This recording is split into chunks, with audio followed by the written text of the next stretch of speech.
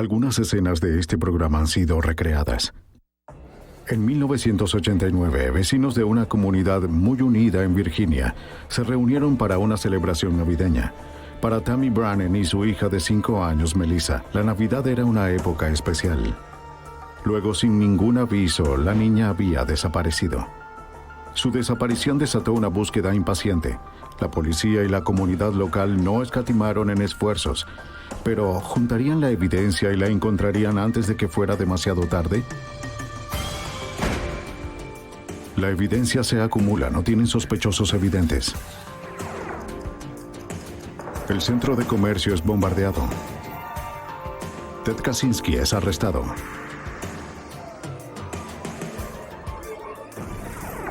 Fugitivo a un prófugo.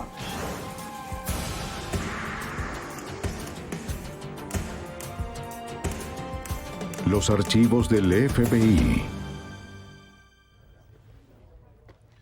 En 1989, frente a 200 testigos, desaparece una niña, Melissa Brannan, de 5 años. Desaparece en una fiesta de Navidad, en la residencia de su madre en Virginia. Los niños suelen perderse, pero pronto quedó claro que este era más que un caso de desaparición. Alguien se había llevado a Melissa. Nada se compara con el dolor de una madre. ¿Qué clase de monstruo ataca a los niños? Soy James Kallstrom, exdirector del FBI en Nueva York. La búsqueda de Melissa unió a una comunidad, mientras una nación se paralizaba y esperaba noticias. Todas las víctimas merecen justicia. Todos los crímenes deben ser castigados. Pero cuando un crimen involucra a un niño, los riesgos son mucho mayores. Melissa Brannan, desaparecida. El 3 de diciembre de 1989, las residencias Woodside en Lorton, Virginia, celebraban su fiesta de Navidad. ¿Y cómo está? ¿Está bien? El conjunto Woodside era grande pero acogedor, una comunidad que giraba en torno a la vida familiar y a las actividades de los niños. Los niños estaban emocionados por la fiesta, lo que significaba obsequios y regalos especiales. Ya es hora de irnos. Espero que nos reunamos de nuevo. ¡Adiós! Una madre soltera, Tammy Brannan, encontró en el conjunto Woodside una comunidad tranquila en donde criar a su única hija, Melissa. ¿Cómo ¿Qué te estás? parece contratar a una niñera para Al que caer la noche, Tammy se detuvo para saludar a una amiga antes de ir a casa. ¿Qué te parece si comemos pizza, sí? ¿Sí? ¿Puedo ir a buscar unas patatas fritas? De acuerdo, pero ve rápido. Está bien. ¿Y en qué estás trabajando? Trabajo de contadora. ¿En serio? Te Sí. felicito, bien. Sí, y... me tengo que ir, ya se está Está haciendo bien. tarde. De acuerdo. Sí, ha crecido. Ella... ¿Viste a dónde se fue? Perdió de vista a su hija unos segundos.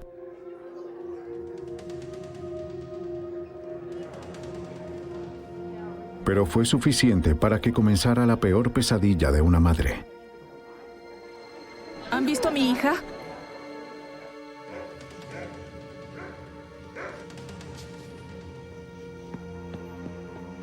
¿Melissa?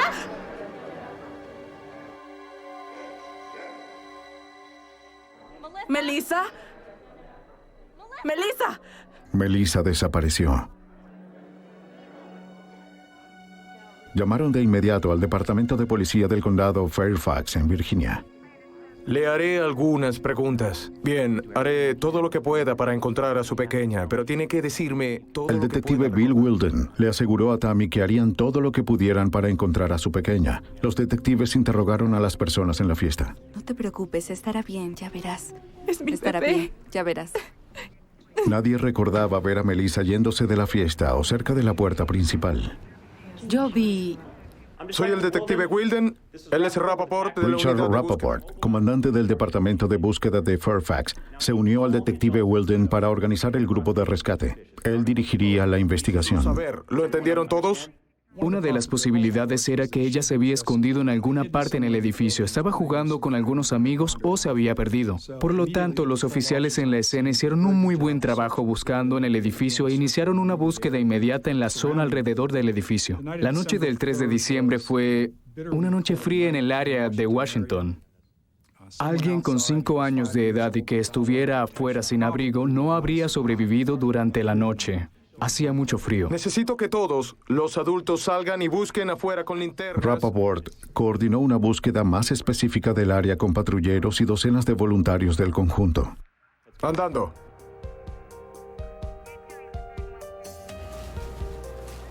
La búsqueda comenzó.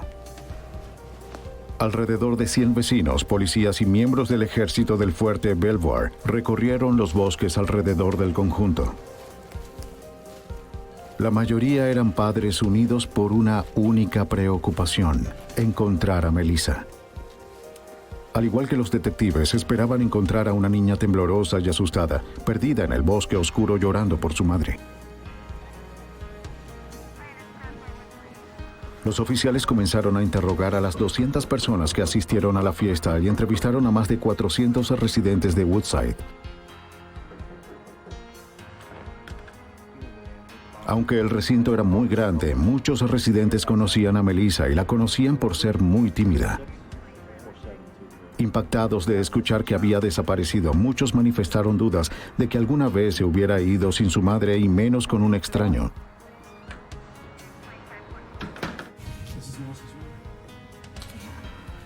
El detective Wilden fue con Tammy a su apartamento para entrevistarla. La interrogó de manera intensa acerca de su pasado y de posibles problemas con sus vecinos o empleados. Era una contadora y nunca tuvo ningún problema con nadie. Tammy había vivido en Woodside por más de 3 años, desde su divorcio con su esposo en Texas. Había experimentado el típico ajuste de una nueva madre soltera, pero ella y su ex esposo no tenían problemas.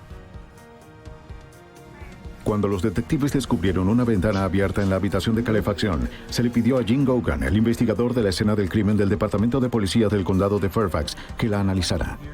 Todos tenían que atravesar a la multitud para salir por la entrada del edificio. Esa era la única puerta y la única disponible para salir, con la excepción del pasillo, bajando hacia los baños. Y la habitación de calefacción tenía ventanas muy grandes, y en esa habitación se descubrió una ventana que estaba abierta.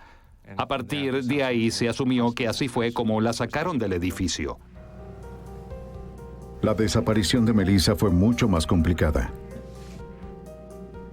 La búsqueda de una niña desaparecida se había convertido en un posible caso de secuestro. ¿Vieron a alguien irse de la fiesta? La policía continuó su interrogatorio con mayor urgencia y comenzaron a escuchar repetidas menciones del comportamiento extraño del conserje del conjunto. Fue la última vez que lo vi. Muchas de las mujeres informaron lo ofendidas que estaban por las proposiciones sexuales vulgares hechas por Caleb Hughes.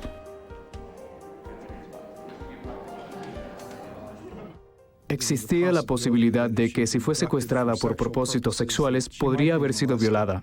Pero estábamos muy esperanzados de que al menos la encontraríamos viva antes de que su vida estuviera en peligro.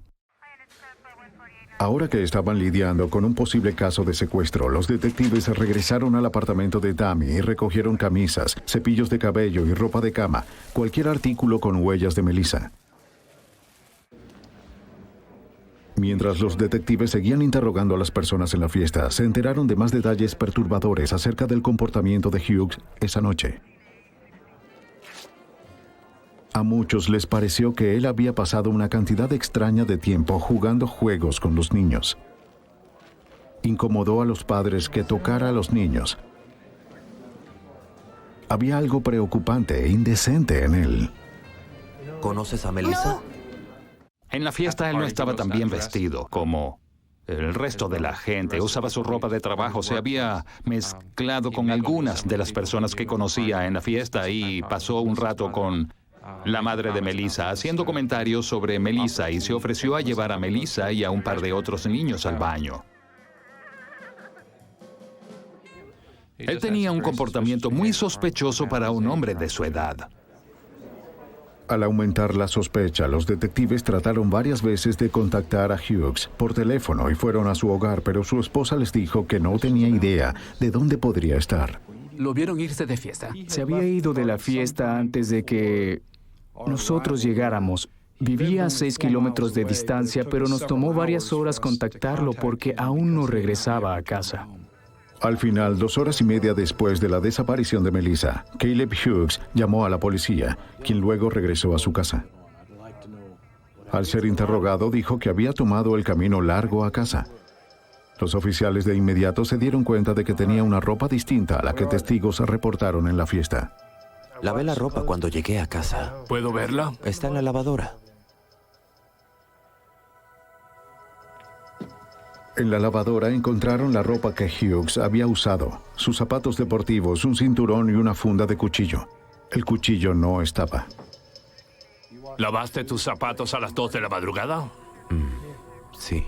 Había desaparecido por muchas horas y regresó a casa a medianoche, cuando la familia estaba dormida, y sintió la necesidad inmediata de lavar todo lo que tenía puesto, incluyendo sus zapatos. Nos pareció sospechoso su comportamiento y eso se sumó también a nuestro interés sobre su paradero.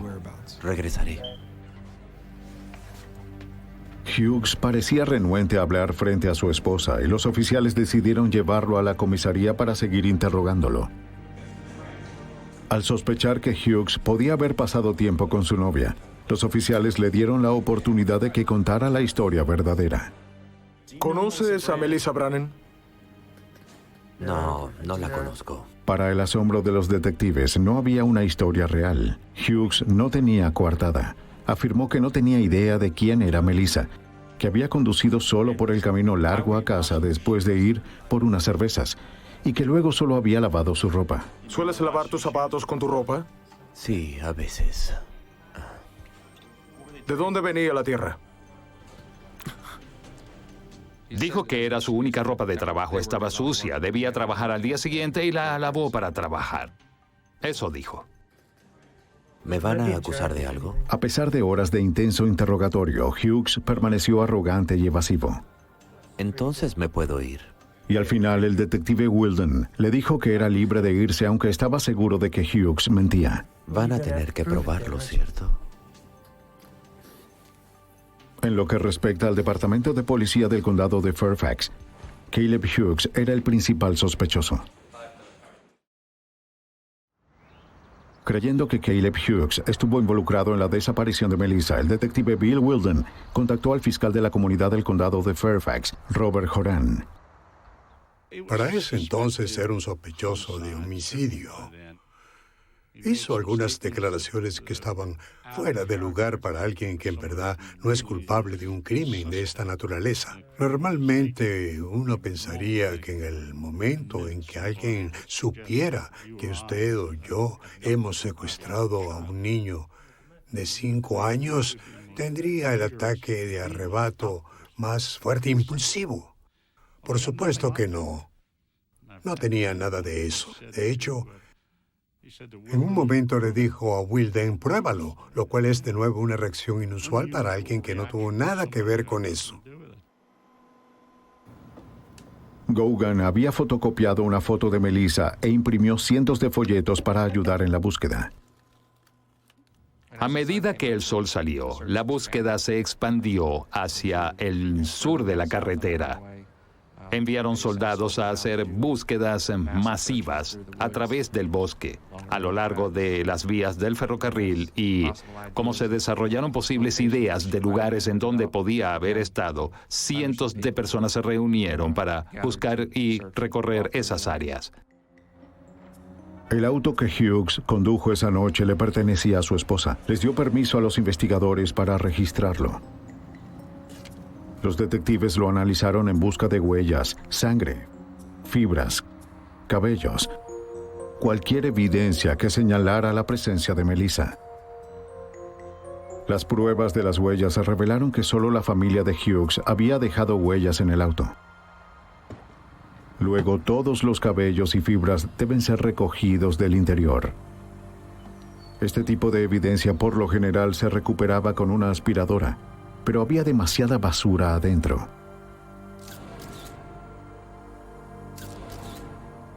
Cuando me acerqué al auto y miré adentro, me sorprendí.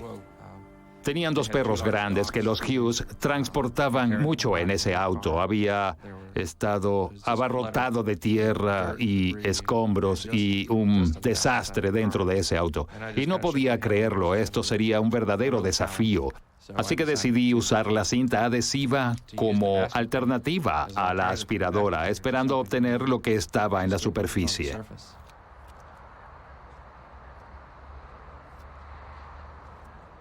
Sin duda era una técnica poco común. En mis años esa fue la primera vez que me topé con ella en el departamento de policía de Fairfax. Y ahora es una técnica muy común. Gogan colocó la cinta en capas de plástico transparente para que pudiera ser analizado intacto bajo un microscopio. Mientras revisaban el auto, la desaparición de Melissa se convirtió en la noticia principal en el área metropolitana de Washington, D.C. Melissa Brannan mide 90 centímetros, pesa 21 kilos, ojos azules y cabello rubio oscuro, largo hasta los hombros. Fue vista por última vez usando una chaqueta rosada, una falda roja de cuadros y zapatos negros con hebillas de oro. La noche de la fiesta, Melissa llevaba un suéter azul marino con una imagen de Abelardo de Plaza Sésamo, medias rojas, una falda de algodón de cuadros rojos y una chaqueta rosada. Cuando encontré las fibras rojas y azules que eran visibles en la cinta, me emocioné un poco.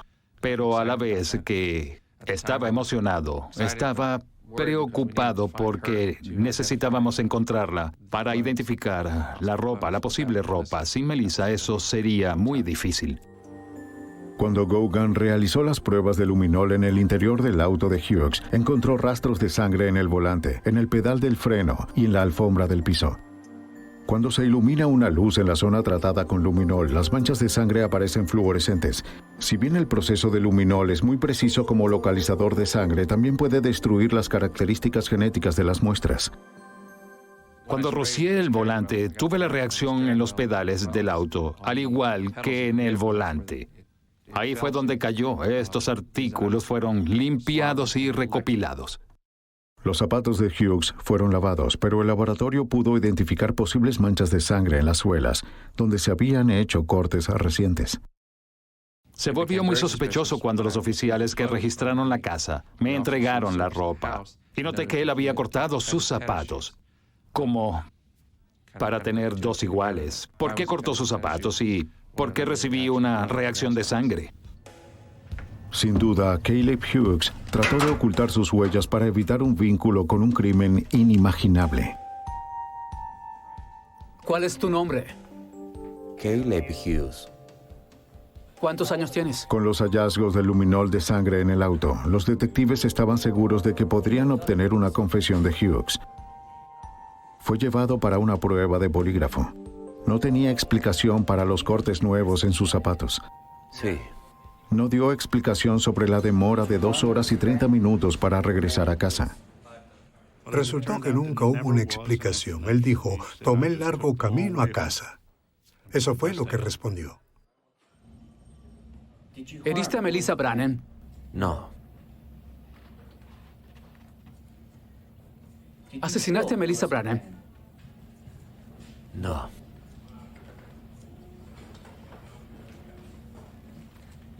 Nos está engañando. Cuando Hughes negó que había matado a Melissa, el examinador del polígrafo Rick Daniel estaba seguro de que mentía.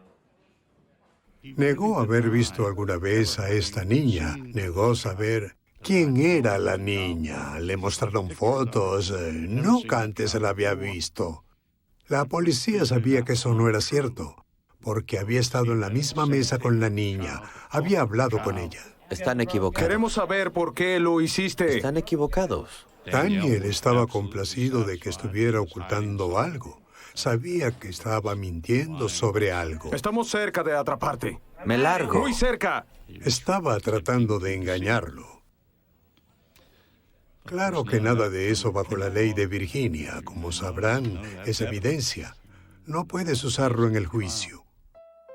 Estaban convencidos de que Hughes había secuestrado y lastimado a la niña. Pero Tammy Brannan mantuvo viva la esperanza, luchando contra sus peores temores. Los regalos de Melissa esperaban debajo del árbol. Newsed 7 confirmó esta noche que la investigación sobre la desaparición de Melissa Brannan, de 5 años, parece centrarse en un sospechoso. La policía continuará la búsqueda y seguirá las pistas. Ahora hay una recompensa de $10,000 por cualquier información sobre el paradero de Melissa. Para Tammy Brannan y sus padres, las horas pasaron en una espera agónica por más información. La desaparición de Melissa electrificó a la pequeña comunidad rural de Lorton, un suburbio de Washington, D.C. 5 meses antes, Rosie Gordon, de 10 años, montaba bicicleta en su vecindario cuando fue secuestrada. Violada y asesinada, su asesino nunca fue encontrado. La madre de Rosie acudió de inmediato al apoyo de Tammy Brannan.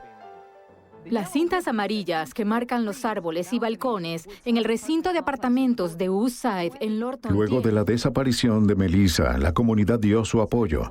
Cintas amarillas comenzaron a aparecer en los árboles de toda la zona. Todo indica que Tammy era una madre maravillosa, muy amorosa y muy protectora de su hija. Melissa era su única hija y creo que todos esos hechos recordarán que cualquier persona podría identificarse en esas circunstancias. Los corazones de las personas estaban con la familia Brannan. Cientos de personas se ofrecieron para repartir volantes en toda la región y ayudar a las autoridades. Un nuevo experto fue incluido en la búsqueda. El Centro Nacional para Menores Desaparecidos y Explotados envió a John Gould, consultor de búsqueda y rescate. Nuestro mandato legal es el procesamiento de información sobre personas desaparecidas. Y también servimos de intermediarios entre las familias y las fuerzas del orden público en todos los casos posibles. Después del interrogatorio, Gould y su compañero fueron al club del conjunto de apartamentos. Afuera encontraron huellas de un hombre adulto que iban desde la ventana de la habitación de calefacción a una cerca rota hace poco. Comenzamos a encontrar rastros al otro lado de la cerca, en un estacionamiento pequeño al lado del club. Creo que en un restaurante abandonado o en algún tipo de edificio. Ahí es donde desaparecen. Directo hasta acá, sobre esta cerca. Encontramos las huellas de adulto, pero nunca encontramos las huellas de la niña. Estábamos seguros de que si ese era el secuestrador que buscábamos, y estábamos seguros de que así era probable que el secuestrador cargara a Melissa desde la ventana hasta el punto en donde ambos entraron en el vehículo. Pero, ¿a dónde la llevó Hughes? Los detectives tuvieron un golpe de suerte al entrevistar a la esposa de Hughes.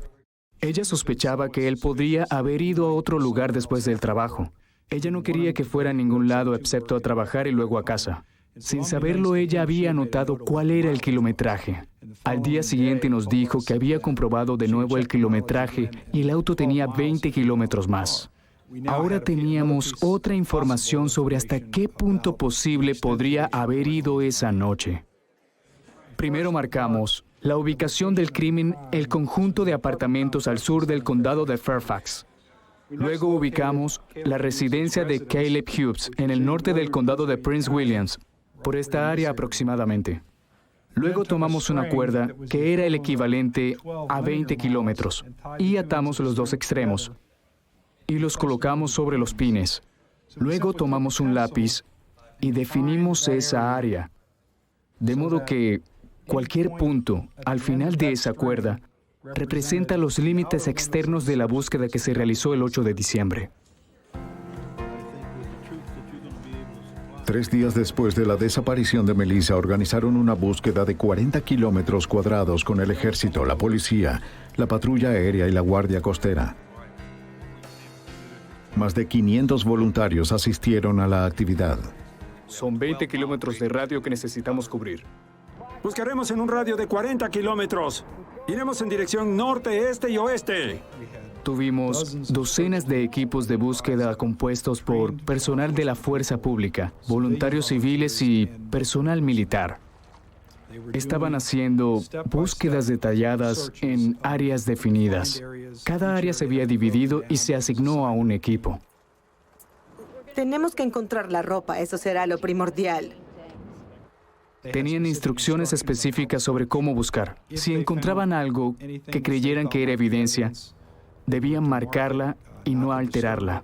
Teníamos equipos de personas de forense que atenderían esa ubicación y procesarían la evidencia. No hemos encontrado nada que nos acerque más de lo que estábamos esta mañana. Los voluntarios estaban frustrados y muy decepcionados. Sé que había noches en que iría a casa y mi familia habría visto un noticiero sobre la búsqueda y mis propios hijos dirían, papá, ¿vas a encontrar a esa niña? ¿Cuándo vas a encontrar a esa niña? Y creo que era una conversación que estaba ocurriendo en los hogares de docenas de investigadores y policías involucrados en el caso. Mientras tanto, Gogan se acercó al laboratorio del FBI con la evidencia que había sacado del automóvil. Melissa seguía desaparecida y la tecnología de vanguardia del FBI sería fundamental para establecer la conexión entre el cabello, las fibras, las manchas de sangre y Melissa Brannan.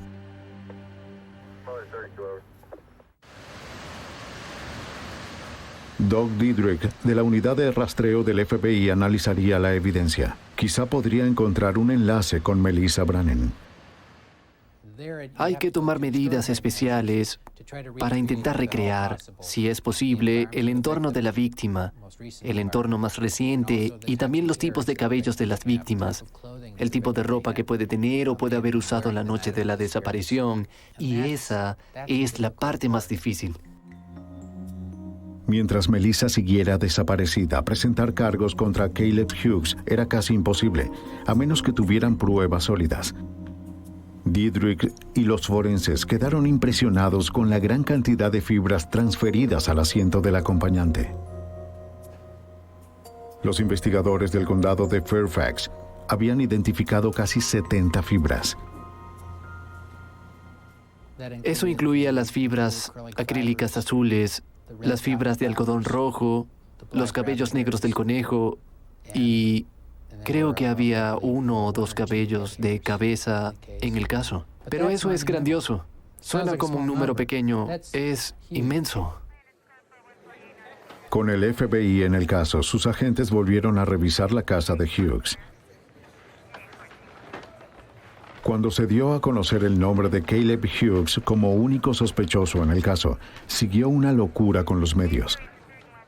Hughes no ha sido acusado del caso, pero es el objetivo de vigilancia constante del FBI. Los federales que trabajan con la policía de Fairfax ejecutaron anoche una orden de allanamiento en su casa alquilada. Descubrieron varios artículos que fueron llevados al laboratorio del FBI para analizarlos y ver si hay evidencia que vincula a este hombre con Melissa. Mientras tanto, el FBI no tiene declaraciones oficiales. El FBI trajo la fuerza de un gran jurado federal a la investigación. El gran jurado ordenó a Hughes que se sometiera a pruebas de sangre y otras pruebas forenses, algo que las autoridades locales no habían podido lograr. Hughes se quejó en las entrevistas de que arruinaron su vida por la invasión. Los detalles de un pasado problemático surgieron. Hughes creció en un hogar abusivo y disfuncional. Tenía un historial como delincuente juvenil, una larga historia de abuso de drogas y alcohol, y una atracción inquietante hacia los niños.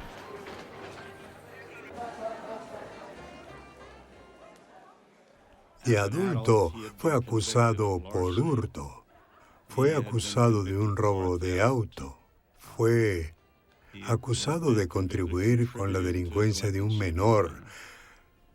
La evidencia indicaba que pasó mucho tiempo con los niños. Ninguno de la edad de Melissa Brannan, pero sin duda con varios niños en su adolescencia.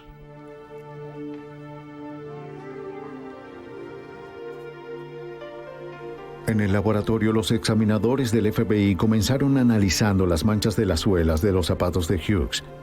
Aunque el luminol había dañado las muestras del auto de Hughes, estuvieron convencidos de que los rastros contenían proteína de suero sanguíneo, que podía determinar la conexión vital de Melissa.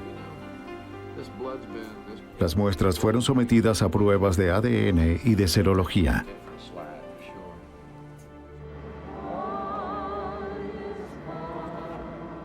«15 días después del secuestro de Melissa, encendieron velas en el conjunto de apartamentos por Melissa. La desaparición de la pequeña había unido a la comunidad de Fairfax en indignación y compasión.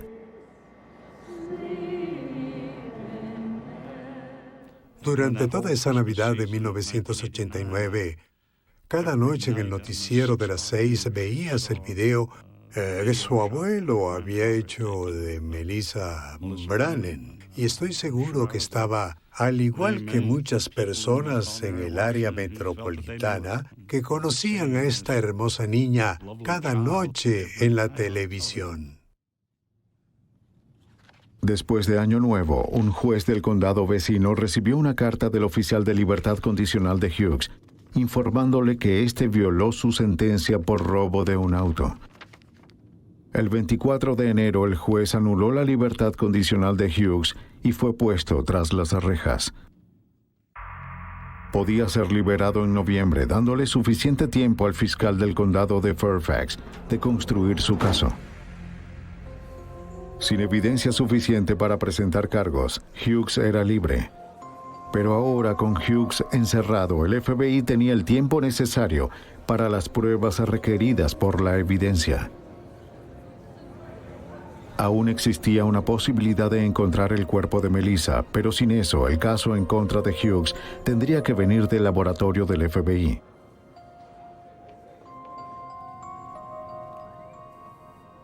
El examinador del FBI, Doug Diedrich, había encontrado su primera gran prueba. Recuerdo algunos pelos negros de animal entre la basura de los asientos de adelante del auto. Observando la camisa de la pequeña, noté estos mismos pelos negros incrustados en la camisa de dormir. Me resultaba familiar. Regresé, monté estas en láminas y las comparé, y claro, tenía el pelo del conejo y coincidieron. El pelaje de conejo del auto de Hughes y el encontrado en la camisa de Melissa revelaron una distintiva textura de mazorca de maíz. Una exacta coincidencia microscópica. El agente Diedrich llamó al fiscal para determinar si Tammy Brannan era dueña de un abrigo de piel de conejo. Tammy Brannan confirmó que era dueña de un abrigo de piel de conejo y lo había usado en la fiesta de Navidad. Su madre lo compró en Alemania y fue teñido de un color negro azulado, muy raro, casi desconocido en los Estados Unidos. Melissa tenía puesto el abrigo en la fiesta y en la casa. Diedrich había hecho la conexión entre Melissa y el auto de Caleb Hughes. No solo relacionas esos pelos de conejo, relacionas esa coincidencia no solo al abrigo de piel de su madre ni al asiento delantero del auto, sino que lo relacionas al entorno de la niña con los pelos de conejo en la camisa de la niña. Para mí fue clave en el caso, porque me llevó en la dirección en la que podríamos tener algo. De ahí en adelante, era cuestión de indagar más para ver si podía encontrar fibras adicionales que pudieran ser de valor. Comencé a indagar un poco más. Observé más de cerca. Le preguntaba ciertas cosas. Le preguntaba la evidencia que me hablaba. Es extraño, pero me hablaba. Pasaban las semanas y el nombre de Melissa desapareció de las noticias. La vida en el condado de Fairfax regresó a la normalidad, pero Tammy Brannan no estaba cerca de encontrar a su hija. Tienes que comer un poco. De acuerdo, está bien. Es difícil para la familia aceptar todo lo que sucedió y seguir tratando de aferrarse a ese rayo de esperanza de que su hija está viva, para luego darse cuenta de que es posible que no encuentren a su hija viva o que nunca encuentren el cuerpo de su hija. Tammy fue forzada a enfrentar la realidad. No había oportunidad de que Melissa siguiera con vida. ¿Cómo lo haces? Queríamos cerrar el caso. No solo cerrar el caso en el sentido de identificar y procesar a un sospechoso. Queríamos resolver de verdad el caso y responder la pregunta, ¿qué sucedió con Melissa Brannan esa noche? ¿Por qué sucedió? Esas preguntas afectaron a Tammy Brannan. Deprimida e incapaz de trabajar, permaneció aislada en su apartamento, esperando. El agente Diedrich examinó las fibras acrílicas de algodón rojo y azul en la evidencia recogidas por Jim Gauguin. A primera vista parecían coincidir con la descripción de los calcetines y el suéter que Melissa usó. Pero sin una réplica para hacer una comparación exacta, era un callejón sin salida. Fui a casa y hablé con mi esposa. Ella me dijo que si tenía puesto un abelardo, no era de Winnie Pooh, tenía que venderse a JCPenney, ya que tengo hijos de la misma edad. Diedrich le preguntó a su esposa si conservó algunos de los catálogos de JCPenney de años anteriores. Ella dijo que tenía uno de Navidad. Discúlpame por ser una conservadora, pero Diedrich se asombró al encontrar una foto del atuendo que coincidía con la descripción de lo que usó Melissa. coleccioné este catálogo desde la Navidad anterior. ¡Genial! El FBI contactó a JCPenney y la tienda comenzó a buscar en sus registros. Por más de 2 meses, Tammy Brannan esperó ansiosa junto al teléfono por alguna información o noticia sobre su hija. Tengo a tu hija. ¿En dónde está? Si la quieres de vuelta, te costará... Luego, de forma inesperada, recibió una llamada. La voz de un hombre le dijo que le entregaría a Melissa por un rescate y que debía entregar $75,000 al día siguiente, o la pequeña sería herida de forma grave. ¿Puedo hablar con ella? ¿Hablarás con ella? ¿Había encontrado a Melissa? Sí. Las estadísticas nacionales dicen que los niños secuestrados por un extraño mueren luego de 3 horas. La probabilidad de que Melissa estuviera viva meses después de su secuestro es muy escasa. Mamá, tienen a Melissa. De inmediato, Tammy llamó a su madre, pero el detective Wilden les advirtió que no mantuvieran sus esperanzas elevadas. No llames a nadie. Te lo contaré todo. Solo ven ahora. Una vez más, Melissa Brannan volvería a ser titular en las noticias.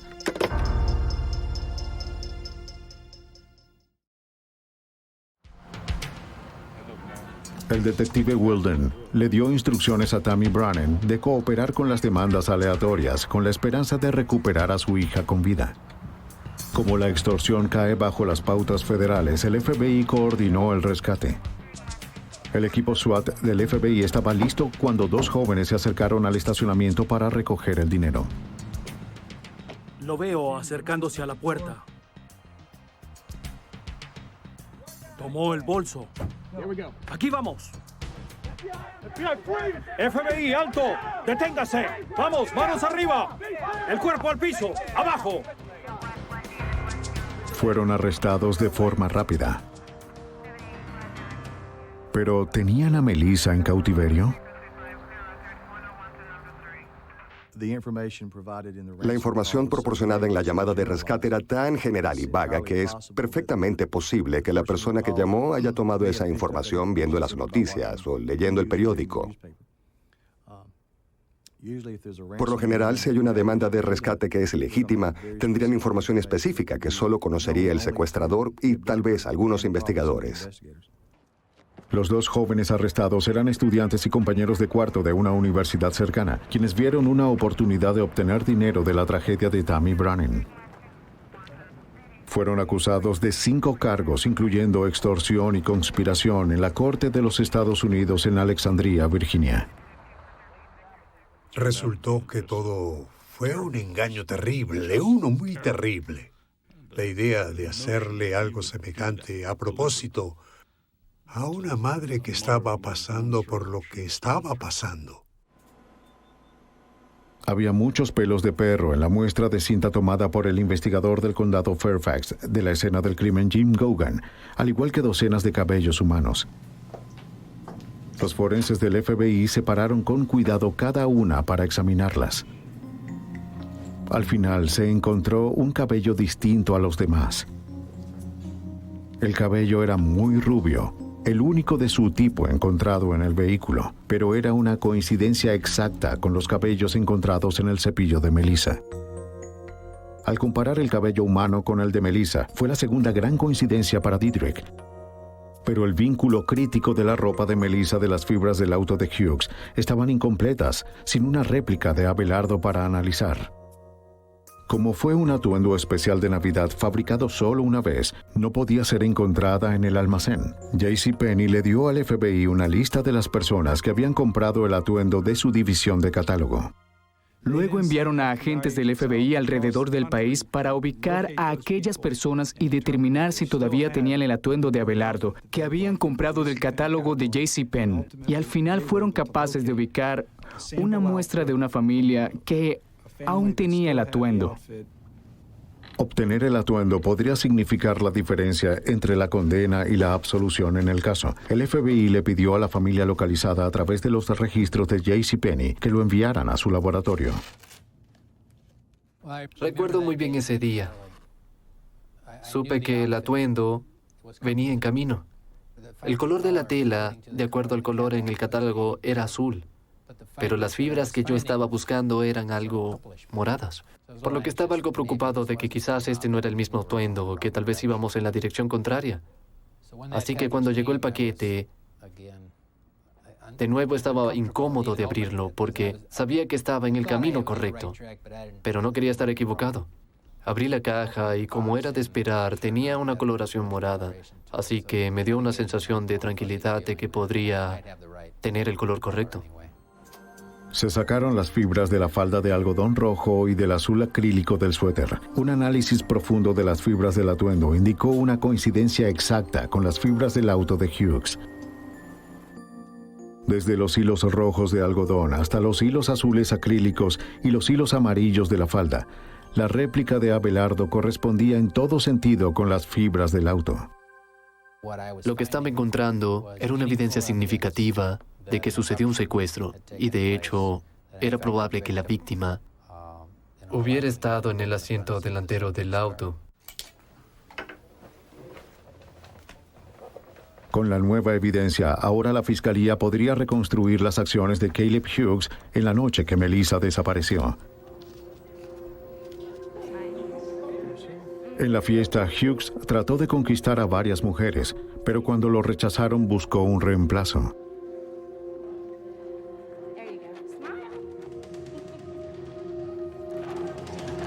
Impulsado por el alcohol y la frustración, Caleb Hughes se convirtió en un depredador con un deseo perverso. Su mirada cayó en una niña. Esperó y observó hasta que se le presentó una oportunidad. Cuando sucedió, Caleb Hughes secuestró a una niña confiada e inocente.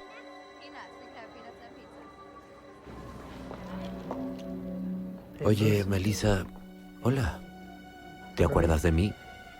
Ven. Al secuestrar a Melissa Brannan, Hughes cruzó el límite de lo impensable.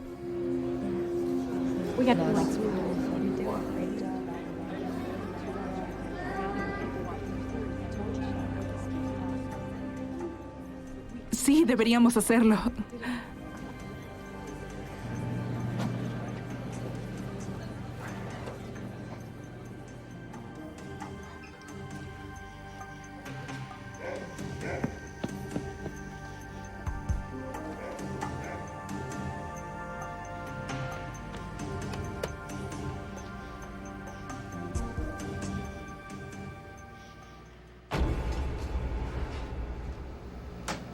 El análisis de la réplica del atuendo produjo evidencia convincente. Sería una herramienta poderosa en un caso contra un hombre que los investigadores sentían que era un despiadado violador y asesino de niños. Pero el agente Dietrich tenía que convencer al jurado qué improbable sería que estas fibras provinieran de otra fuente que no fuera del atuendo de Melissa. Comenzó a pedirle a las personas del FBI que le dieran cualquier artículo que tuvieran hecho de azul marino acrílico. Recolectó más de 100. Acrílica azul, así que es mejor que sea interesante. El objetivo era... Las fibras que encontré en el asiento de adelante del auto de Kelly Hughes, ¿coincidían con alguna? La respuesta era no. De los artículos, Diedrich recolectó 126 fibras acrílicas distintas. Hizo 7.983 exámenes de comparación con aquellas fibras encontradas en el auto de Hughes. De alrededor de 8.000 pruebas, solo una logró hacer una coincidencia exacta con las fibras acrílicas azules encontradas en el auto de Hughes. Y esa era la réplica del atuendo de Abelardo. Cuando comparas dos cosas, tiene mucho significado. Estos no son eventos aleatorios, estos en muchos casos suceden. ¿Es posible? No puedes negar la posibilidad de que es una coincidencia, pero luego de hacer esto por muchos años, no soy muy creyente de las coincidencias. 3 semanas antes de que iniciara el juicio, mientras los investigadores hacían las preparaciones finales para el caso, ocurrió un giro impactante. Recibieron una llamada. A 2 condados de distancia, la policía encontró el cuerpo de una niña en la mitad de la Interestatal 95. Voy para allá. Llamé a Wilden. Nos subimos en su auto y no tenía ninguna duda en mi mente de que eso sería todo, dado que Hughes conocía esa área. Pasó un tiempo en esa área. Dije, bien, esto será todo. La sección en la Interestatal 95 es amplia y muy boscosa. Hubiera sido fácil para Hughes estacionarse, esconder el cuerpo en la densa vegetación y conducir sin ser visto, y habría muy poca oportunidad de que alguien encontrara los restos. Pero alguien encontró el cuerpo. ¿Era el de Melissa? Si era el cuerpo de Melissa Brannan, en la mitad de la carretera, el abogado del condado de Fairfax, Robert Horan, sintió que podía poner a Hughes tras las rejas bajo el cargo de asesinato. Sus esperanzas eran elevadas, pero pronto se desvanecieron. Tan pronto llegamos allí y lo vi, supe que no era Melissa Brannan, porque el esqueleto tenía anillos en 3 dedos, pero era una joven, tenía entre 13 y 14 años, que se encontró en ese punto medio luego de 2 temporadas. El cuerpo de la joven nunca fue identificado. Al final, cerca de 1 año después de la desaparición de Melissa, Hughes fue arrestado en el gran juicio por el secuestro de Melissa Brannan. Fue transferido de la prisión del condado de Prince William a la prisión del condado de Fairfax. Horan había retrasado la acusación varios meses con la esperanza de encontrar el cuerpo de Melissa. Para entonces, sé que todos estábamos convencidos de que lo peor le había sucedido a la niña. Por desgracia, bajo la ley de Virginia, puedes acusar a alguien por asesinato sin el cuerpo. Pero tienes que probar si el asesinato sucedió. Y por supuesto, sin el cuerpo en este caso, no teníamos manera de probar en dónde sucedió, por lo que no pudimos acusarlo de asesinato. Secuestro con intento de violación fue el caso más sólido en contra de él. Hughes se declaró inocente. Pocas personas en el condado de Fairfax creían que Melissa podía seguir viva, pero todos, sobre todo Tammy Brannan, necesitaba saber qué sucedió y necesitaba ver que se hiciera justicia. Porque es muy importante que la familia de esa niña tenga respuesta, que supieran lo que le sucedió, incluso si las noticias no son agradables. Tenían que entender con exactitud, con información concreta, qué sucedió con la niña, ser capaces de tener un cierre y de darle el entierro que la niña merecía y seguir con sus vidas.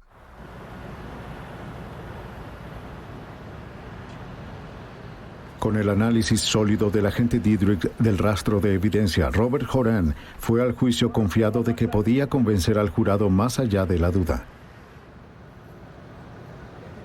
El juicio comenzó el 26 de febrero de 1991. Una parte principal de la estrategia de Joran era representar el comportamiento pervertido sexual de Hughes en la fiesta. Preparó a varias testigos femeninas que recuerdan lo crudo, las proposiciones vulgares sexuales que le hizo a ellas, y otros que testificaron que pasó un tiempo considerable jugando con Melissa y había estado hablando con ella justo antes de que desapareciera.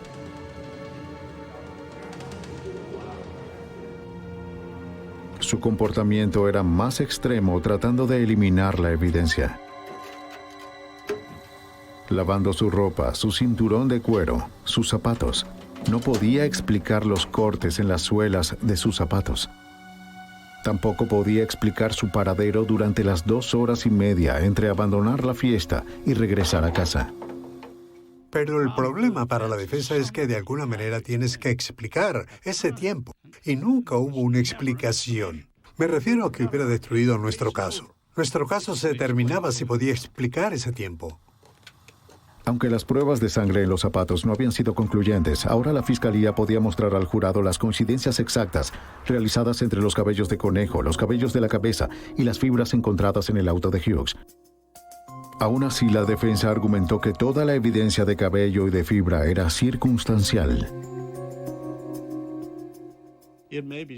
Pudo ser circunstancial. Es una evidencia sólida, porque no cambia.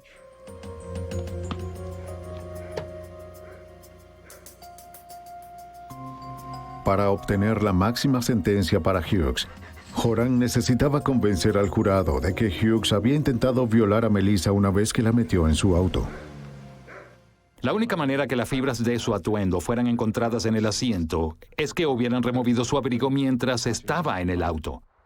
La fiscalía acusó a Hughes de haber removido el abrigo de Melissa por un único propósito: intento de violación. La verdadera respuesta es que una niña de 5 años estaba sentada en contra de su voluntad en el asiento delantero del auto. El juicio de Caleb Hughes duró 8 días. Luego de 9 horas de deliberación, el jurado lo encontró culpable de secuestrar a Melissa Brannan con intento de violación. Fue sentenciado a 50 años en prisión. Para los miembros familiares, no podía terminar debido a la esperanza eterna, si quieren, de que algún día esta niña, que nunca había sido vista ni encontrada, esta niña algún día aparecerá. Y eso es fuerte.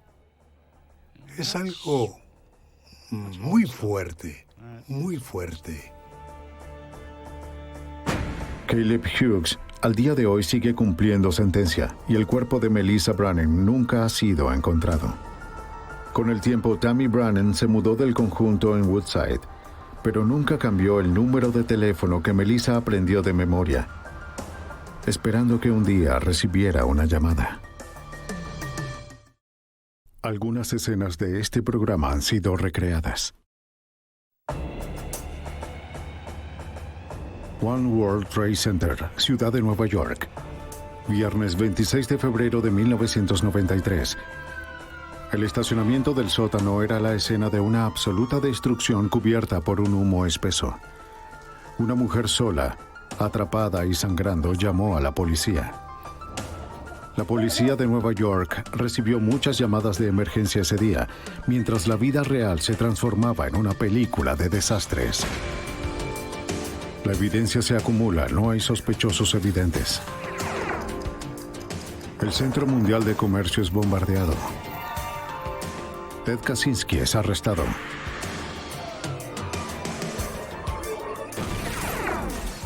Fugitivo a un prófugo. Los archivos del FBI.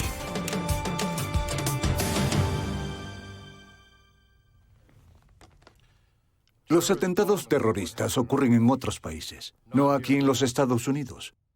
Aún así, en 1993, ocurrió en la ciudad de Nueva York. El atentado al World Trade Center afectó nuestra noción de la seguridad nacional. Nos hizo cambiar la creencia de que no éramos vulnerables al terrorismo.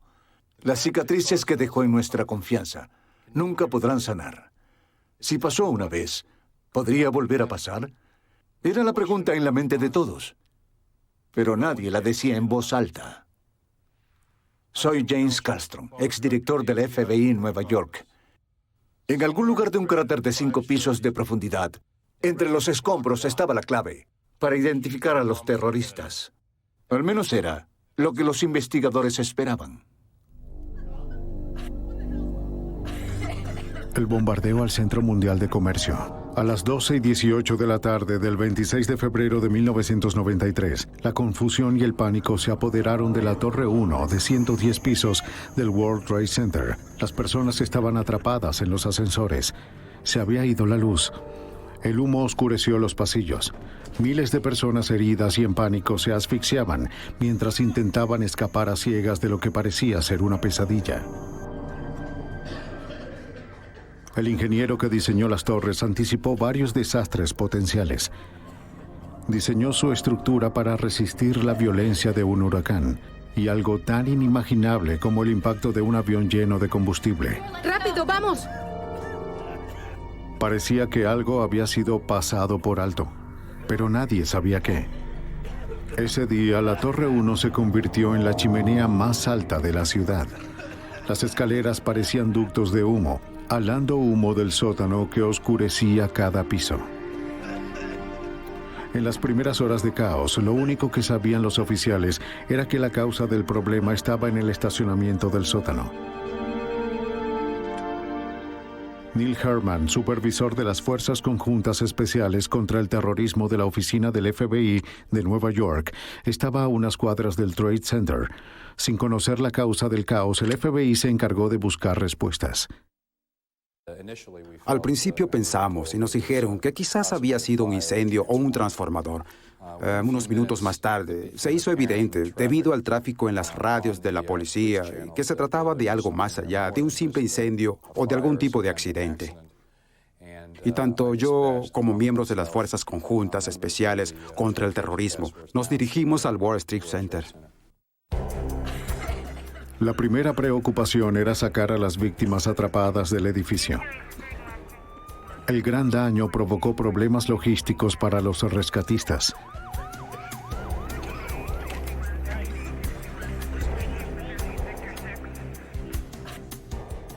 Muchos de los que estaban adentro lucharon para salir por sus propios medios. Los ascensores se habían averiado y los que se encontraban en el último nivel debieron bajar 110 pisos caminando. Hubo lesiones muy graves a causa de la inhalación de humo. Mientras cientos de integrantes del personal de emergencia seguían en labores de rescate, los agentes del FBI enviados al World Trade Center recorrían el área en busca de alguna pista de lo que pudo haber causado la devastación. La destrucción fue enorme. Las calles de la ciudad alrededor del complejo estaban colapsando. El Hotel Vista, que se encuentra entre las dos torres, sufrió enormes cantidades de daños.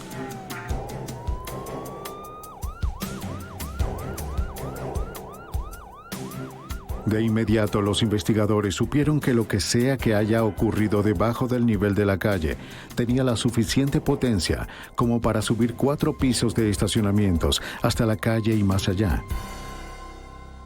El agente especial Chuck Stern, de la unidad antiterrorista del FBI, comenzó el proceso para organizar la investigación. Comenzó a parecer que podía ser una explosión criminal.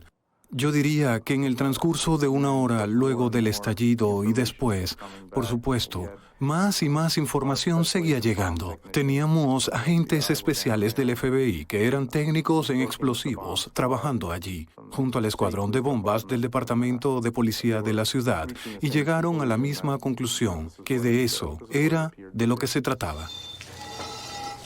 A primera hora de esa tarde, 200 agentes y personal de laboratorio de la unidad de explosivos de la sede del FBI se trasladaron allí para ayudar a los cientos de técnicos de los escuadrones de bombas de la ATF y la Policía de Nueva York, que ya estaban en el lugar. Localizar a los sobrevivientes y rescatarlos era su única preocupación. Los esfuerzos de rescate se concentraron mayormente en el área del estacionamiento. Mientras avanzaban lentamente entre los escombros, los rescatistas se sintieron sorprendidos y aliviados al encontrar sobrevivientes.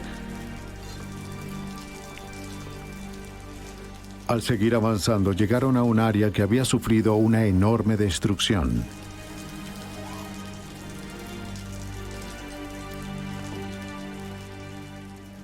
Los técnicos de bombas del FBI, la ATF, la policía de Nueva York, iban enfundados en sus equipos de protección para ayudar en la búsqueda. Algunos llevaban cámaras de imágenes térmicas para localizar cuerpos atrapados entre los escombros. Los descubrimientos se volvieron más horripilantes. 6 personas fueron encontradas muertas. Entre ellos estaban John D. Giovanni, un vendedor de suministros dentales que había estacionado su auto en el estacionamiento subterráneo. Robert Kirkpatrick, William Mako, Stephen Knapp y Monica Smith también murieron. Trabajaban para una compañía que realizaba mantenimiento al World Trade Center. Mónica estaba embarazada de su primer hijo. Wilfredo Mercado, un empleado visto por última vez descargando una furgoneta en el estacionamiento, fue encontrado muerto bajo 4 metros de concreto.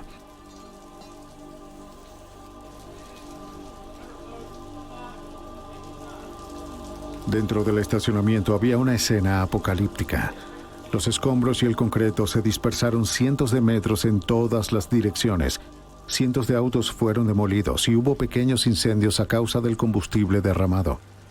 Las bombas drenaban una inundación de agua y aguas hervidas de las tuberías rotas. Por arriba, 6 toneladas de concreto se aferraban a barras retorcidas. Los cables de fibra óptica se enredaron. Para los agentes del FBI no había forma de que la causa de estos daños fuera accidental.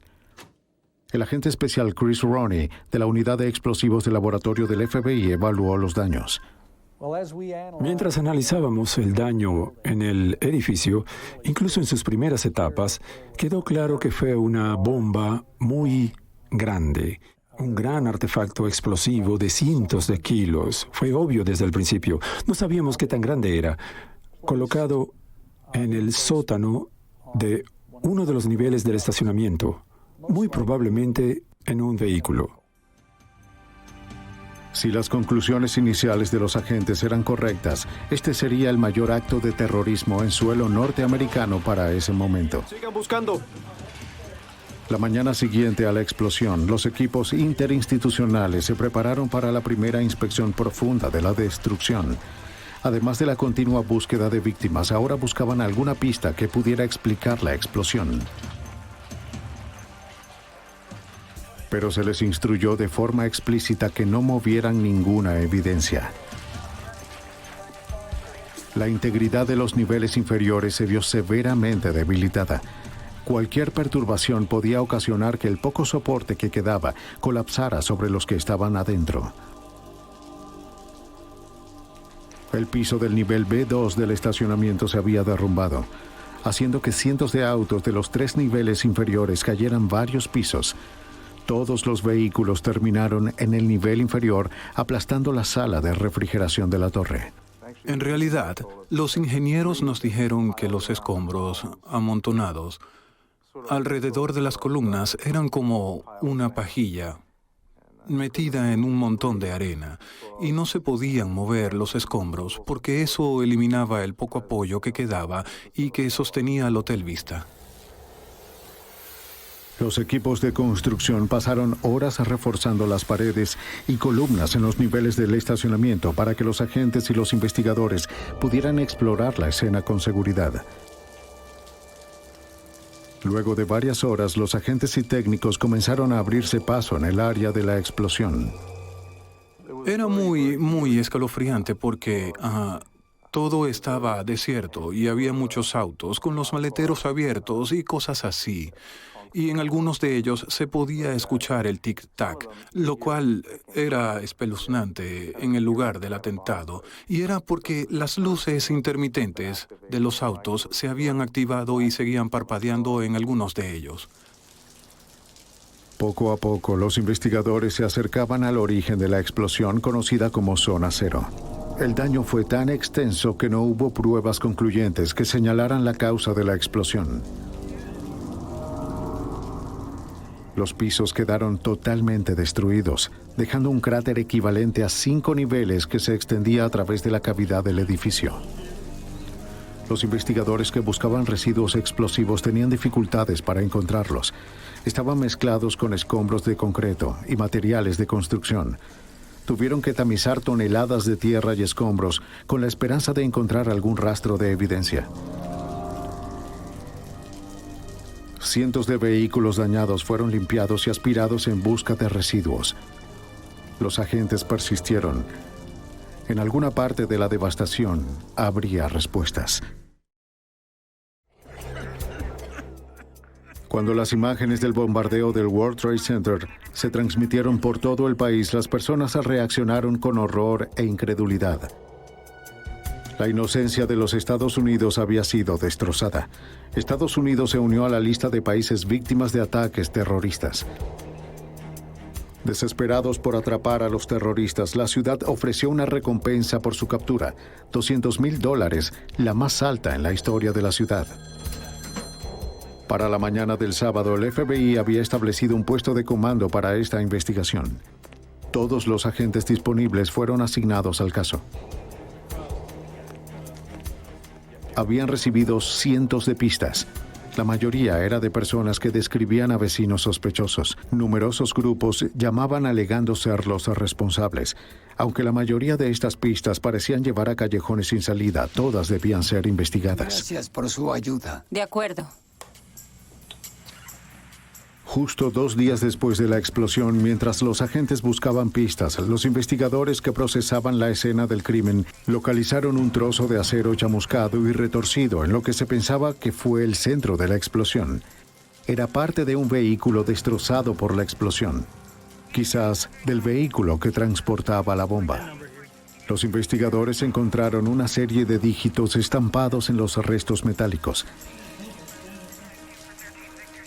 A pesar de que se les instruyó de forma explícita que no movieran la evidencia, consideraron que su hallazgo era lo suficientemente significativo como para anular el protocolo. Los restos metálicos fueron colocados en una camilla y llevados a la parte superior del cráter. Al llegar a la superficie, los agentes de inmediato trasladaron lo encontrado a un laboratorio forense, instalado por el Laboratorio Criminal de la Policía de Nueva York. Con cuidado, por favor. En el laboratorio, los agentes y examinadores tuvieron dificultades para determinar el significado de las marcas. Se llamó a un investigador de las Fuerzas Especiales Conjuntas contra Crímenes en Vehículos para examinar los escombros.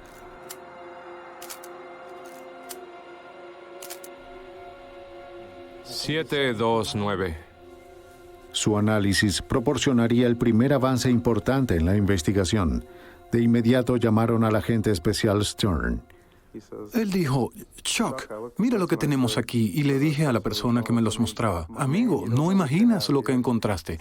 Este es un número confidencial de identificación de vehículo. Está bien. Rick. Los números confidenciales VIN son tan únicos para un automóvil como lo son las huellas dactilares para una persona. El número oculto permite a las autoridades determinar si un vehículo en particular ha sido robado.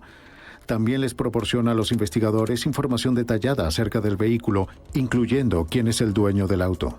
En 15 minutos, los investigadores pudieron ingresar el número confidencial en la computadora del Centro Nacional de Información Criminal, que guarda un registro de los vehículos que han sido reportados como robados.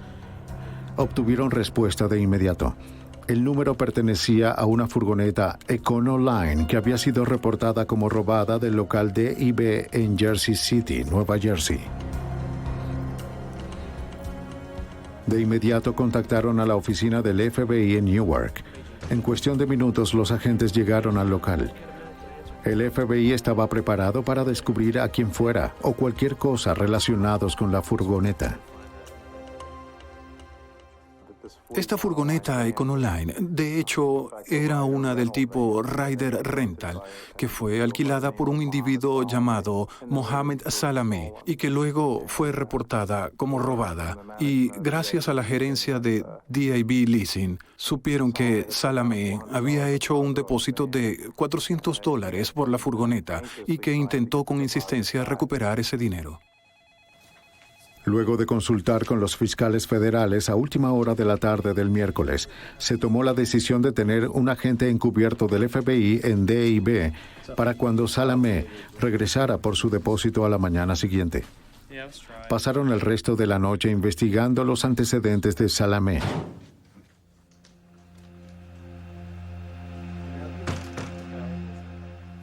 Se enteraron de que Mohamed Salameh era un inmigrante de 25 años de ascendencia palestina. Había llamado la atención de las autoridades por ser simpatizante del fundamentalista musulmán El Sayed Noser, cuya rotunda oposición a los gobiernos de Israel, Egipto y Estados Unidos no era ningún secreto. El agente encubierto se hizo pasar por un representante de Ryder y le dijo a Salamé que necesitaba más información acerca del robo de la furgoneta antes de devolverle el depósito. Luego de discutirlo, Salamé salió del lugar con los $400.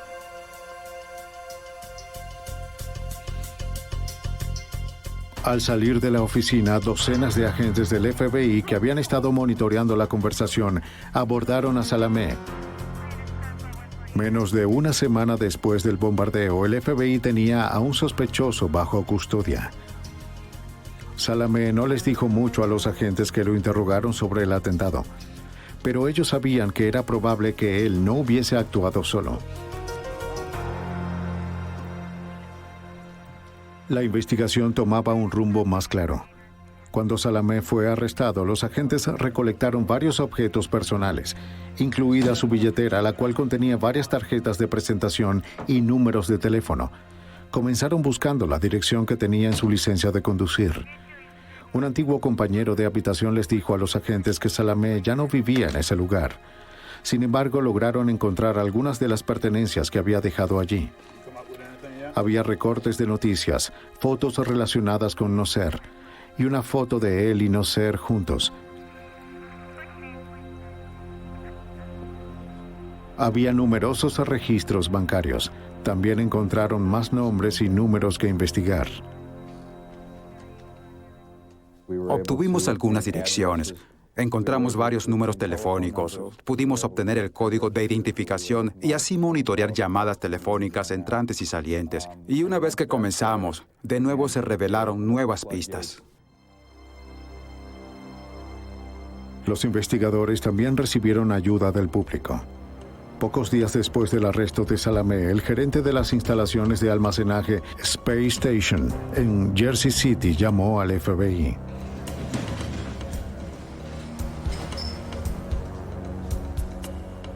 Las personas que alquilaron la unidad 4344 habían recibido varias entregas de compañías químicas justo antes de la explosión en el World Trade Center.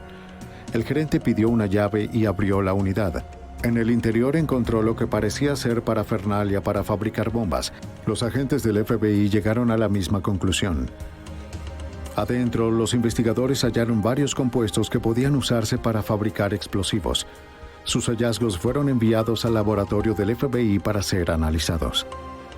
También hubo muchas otras pistas que surgieron de la búsqueda en la instalación de almacenaje. Recibos de productos químicos, registros bancarios y telefónicos y un extra inesperado, un registro de las idas y venidas del sospechoso. Para ingresar a la instalación, cada arrendatario tenía que ingresar su código de acceso especial en un teclado ubicado en la entrada. Cada vez que un arrendatario ingresaba su número, este se registraba en un sistema computarizado. Los agentes pudieron determinar las veces que se accedió a la unidad 4344. Luego la policía armó una rueda de identificación. Doug Melvin, gerente de Space Station, identificó a Mohamed Salamé como el hombre que alquiló la unidad. ¿Reconoce a alguien? Lo reconoció con facilidad porque Salamé visitaba su unidad con frecuencia. Según la experiencia de Melvin, por lo general los clientes no tienen motivos para hacer eso. Siguiendo con la búsqueda de una posible pista, los agentes obtuvieron registros telefónicos de un teléfono público justo afuera de la instalación de almacenamiento. Un nombre de la lista de personal que recibió llamadas de ese teléfono ya era conocido por el FBI. Ese nombre era Nidal Ayad. El nombre de Nidal Ayad apareció por primera vez en una lista de tarjetas de presentación que se encontraban en la billetera de Salamé. Ayad trabajaba como ingeniero químico. Una semana después del arresto de Salamé, los agentes se dieron cuenta de que Ayad había llamado a una empresa química preguntando por productos químicos. La posibilidad de que ocurriera otro atentado era terriblemente posible. Parecía que se estaba gestando otro acto de violencia.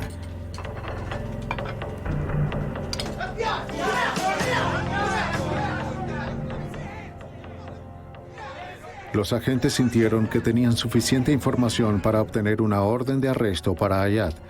El 10 de marzo, el FBI allanó su casa en Nueva Jersey, mientras él cenaba junto a su familia. ¡No lo comprendo! No lo comprendo. Luego de buscar en su casa, los agentes de inmediato se dirigieron a su lugar de trabajo, Allied Chemical. Allí confiscaron registros telefónicos y estados bancarios que podrían vincularlo con Salamé. Sin embargo, el vínculo más irrefutable entre Ayad y el atentado provino de su computadora. Fue confiscada y luego examinada a fondo. Nuestro personal técnico pudo restaurar un archivo borrado que resultó ser una carta atribuyéndose el mérito por el atentado del World Trade Center a nombre de una organización conocida como el Quinto Batallón del Ejército de Liberación. Una carta similar había sido enviada al New York Times 4 días después de la explosión. En ella, el grupo calificó el bombardeo como un acto de terrorismo para protestar contra el apoyo de los Estados Unidos a Israel. También había una segunda carta que Ayad no tuvo tiempo de enviar. Prometía otra explosión. Aunque la investigación avanzaba muy rápido, cada nuevo descubrimiento revelaba la existencia de una conspiración grande y en curso. La posibilidad de que ocurrieran más ataques crecía día tras día. Mientras el FBI intentaba saber más de los principales sospechosos de la explosión en el World Trade Center, Salamé y Ayad continuaban obstaculizando sus esfuerzos. El análisis de todos los registros telefónicos confiscados llevó a los investigadores hasta un apartamento en Jersey City. El arrendador, que era dueño del apartamento número 40 en la avenida Panrapo, confirmó que Salamé y otra persona alquilaron el apartamento a principios de enero de 1993 hasta finales de febrero, solo 2 meses después. El propietario no pudo confirmar la identidad del compañero de habitación de Salamé, cuyo nombre solo conocía como Rashid. Lo más probable es que ese nombre fuera un alias. Se emitió una orden de captura. Después de ejecutar la orden de captura, los agentes descubrieron que el apartamento 40 en la avenida Panrapo era la fábrica de bombas, el lugar donde los conspiradores mezclaron un explosivo con la suficiente potencia como para sacudir el World Trade Center. Dentro del apartamento y en un estacionamiento adyacente, los forenses del FBI encontraron rastros de una amplia gama de productos químicos. Estos artículos fueron recolectados y luego se llevaron al laboratorio del FBI en Washington, D.C. Mientras los agentes registraban el departamento, la identidad del misterioso compañero de cuarto de Salamé se reveló. Encontraron documentos para solicitar asilo político a nombre de Ramzi Youssef, quien según los documentos había sido detenido en septiembre de 1992 en el aeropuerto Kennedy por intentar ingresar al país sin una visa. El apartamento en la avenida Panrapo era una mina de oro para el FBI. Aún nos queda mucho que... Antes de descubrir el apartamento, los examinadores del laboratorio del FBI solo pudieron especular a partir de las muestras de residuos tomadas en el World Trade Center que la bomba utilizada estaba formada por el compuesto altamente explosivo nitrato de urea. Sin embargo, el descubrimiento de la fábrica de bombas de la avenida Panrapo les permitió estar seguros. Desde los laboratorios de la sede del FBI en Washington, D.C., el agente especial Rowney reportó los hallazgos. Del análisis en el laboratorio, llegamos a la conclusión de que estaban hechos con nitrato de urea, es decir, una mezcla explosiva casera. No existe ese producto a nivel comercial, así que tuvieron que mezclarlo ellos mismos. Y cuando finalmente localizamos el almacén o taller donde fabricaron la bomba, esto pudo confirmarse. Esos materiales o sus restos estaban disponibles y confirmamos que esto sí era lo que estábamos viendo en los residuos del laboratorio. Los interrogatorios a los testigos y los análisis de registros telefónicos continuaron. Se realizaron sobre todo en los lugares donde se encontraron los elementos clave de la conspiración. Todos los interrogados mencionaron haber visto a un individuo de aspecto peculiar en compañía de Salamé y Ramzi Youssef. Los registros telefónicos ayudaron a identificar a ese individuo como Mahmoud Abu Halima. Cuando los agentes concentraron su investigación en Abu Halima, se enteraron de que poco después del bombardeo había huido del país. Abu Halima era bien conocido por las autoridades por sus asociaciones con el Sayyid Nasser. Abu Halima también era cercano al clérigo radical musulmán Sheikh Omar Abdul Rahman, quien más tarde sería sentenciado a cadena perpetua por conspiración para bombardear varios monumentos de la ciudad de Nueva York. Poco después de que los agentes se enteraran de que Abu Halima había huido del país, las autoridades egipcias contactaron al FBI para informarles que había sido arrestado y detenido en El Cairo. Abu Halima era buscado allí por conspirar contra el presidente egipcio Hosni Mubarak. Las negociaciones entre los gobiernos de Estados Unidos y Egipto fueron exitosas. Los agentes viajaron a Egipto y se llevaron a Abu Halima bajo custodia del FBI. Cuando fue entregado a los agentes del FBI, tenía las manos esposadas y su cabeza completamente cubierta. Le dijo al FBI que creía que se lo llevarían para matarlo. Aliviado de estar bajo su custodia, habló con los agentes en el vuelo de regreso a Nueva York. Dio diversas declaraciones que luego fueron utilizadas en su contra en el juicio. Uno de los puntos clave que reveló fue, ya saben, de Rashid, lo que más tarde se determinó que era un alias utilizado por Ramzi Youssef. Abu Halima le dijo a Stern que él y Youssef se habían conocido en Afganistán en un campamento secreto para los combatientes de la libertad musulmana, Mujahideen, un campamento de entrenamiento para terroristas internacionales.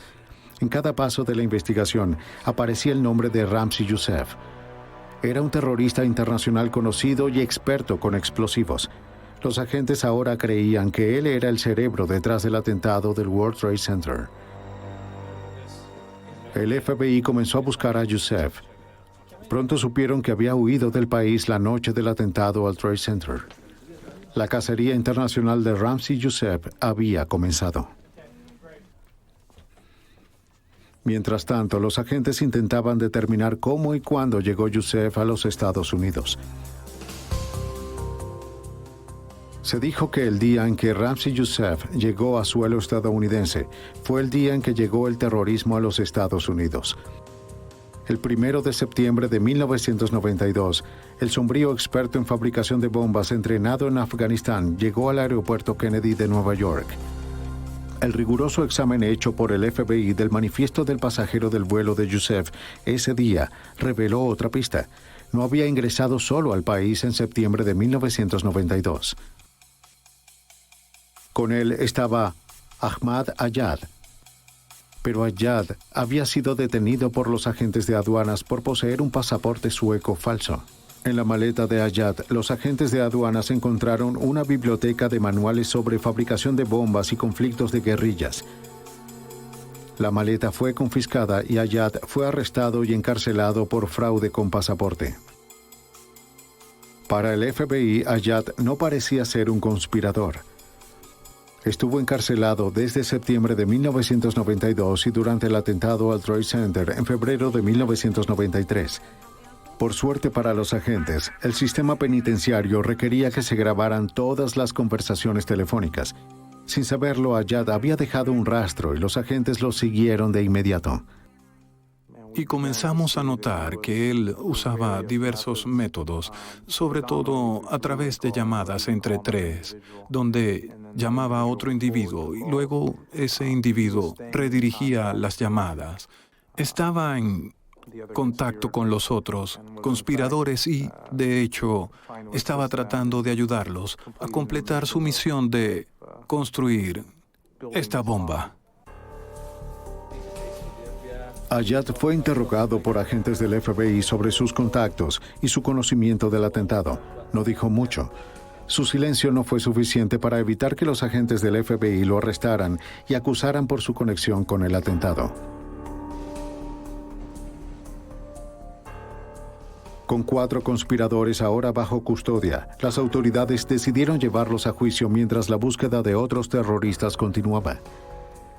En septiembre de 1993, 6 meses después del atentado del World Trade Center, Salameh, Ayad, Abu Halima y Ayad comparecieron ante el Tribunal Federal de Nueva York. Cuando comenzó el juicio en septiembre de 1993, en realidad tuvimos que realizar 2 investigaciones en una. Tuvimos que realizar una investigación para seguir identificando a los responsables, ubicar a los que también fueron acusados y estaban fugitivos. También prepararnos para un juicio de 6 meses que finalizaría en marzo de 1994. Para entonces, los examinadores habían procesado numerosas escenas del crimen. El World Trade Center, las instalaciones de almacenamiento y la fábrica de bombas. El 70% de la furgoneta que tenía la bomba había sido recolectado.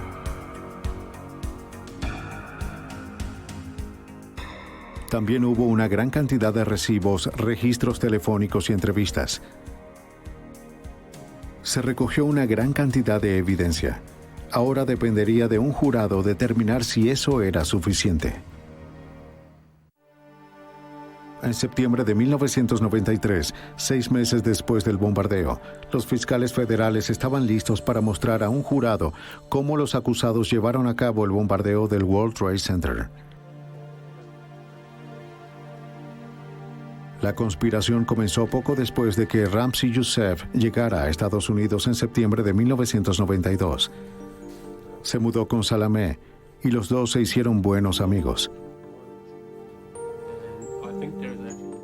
La amistad se fundó en un odio mutuo hacia Israel y el deseo de interrumpir el apoyo de Estados Unidos al gobierno israelí. Eligieron el World Trade Center como el escenario para articular su agenda política. Las torres del World Trade Center eran los edificios más altos de la ciudad y se elevaban unos 400 metros de altura sobre el pavimento. Además de las 2 torres, el complejo incluía el Hotel Vista, numerosas áreas comerciales subterráneas y entradas a las líneas de metro que conectaban a Nueva York y a Nueva Jersey. Debajo había 5 niveles de estacionamiento y cada nivel tenía más oficinas y negocios. Los terroristas decidieron que la bomba podría causar más daño y acabar con más vidas al ser colocada en el estacionamiento. El plan se llevó a cabo. Los recibos mostraron que en noviembre Youssef usó un alias para comprar productos químicos.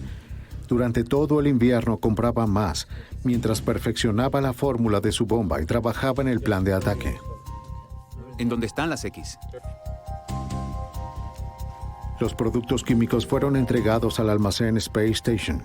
Salameh o Youssef firmaban para recibirlos usando alias para asegurarse de que ningún rastro escrito los llevara a ellos. Youssef estaba desesperado por los manuales de fabricación de bombas confiscados del equipaje de Ayad. Youssef desarrolló un ingenioso sistema de llamadas de 3 vías para evitar el rastreo del teléfono desde la prisión de Ayad, en la ciudad de Nueva York, a su apartamento en Nueva Jersey. Primero Youssef llamaba a un puesto de hamburguesas en Dallas, Texas, donde trabajaba su amigo Iyad Ismoil. Luego Ismoil llamaba a Ayad mientras Youssef esperaba en la otra línea. Aquí estoy. No. Oye... Cuando Ayad contestaba el teléfono en prisión, Ismoil lo conectaba con Youssef. Sí, pásale el teléfono a Ayad. Ayad, ¿cómo te va? Juntos, los 3 pudieron discutir la construcción de la bomba. No tengo los planos. No. Al jurado se le mostró de forma muy metódica todo lo que los terroristas habían hecho para protegerse entre ellos. Estos hombres no serían disuadidos. Los fiscales continuaron.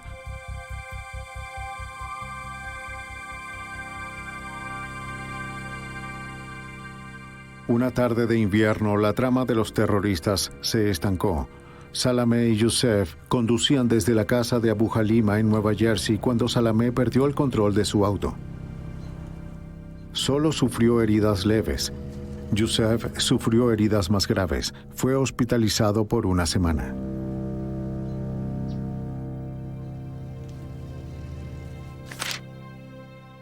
Youssef llamó a las compañías químicas desde su cama en el hospital. El FBI descubrió a quién llamó y cuándo, a través de los registros telefónicos del hospital. Mientras Youssef se recuperaba, Salameh, Ayad y Abu Halima se adentraron en el bosque de Pensilvania. Allí probaron un prototipo de su mezcla mortal.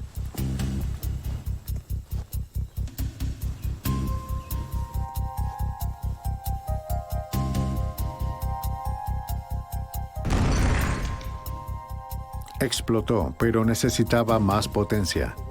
Entonces, en los próximos días, Ayad intentaría comprar gas de hidrógeno comprimido. El hidrógeno se usa con tanta cotidianidad en los bombardeos terroristas en el Medio Oriente que se le considera como una firma distintiva. A pesar de que Ayad trabajaba como ingeniero químico, tuvo problemas para encontrar una compañía que se lo vendiera.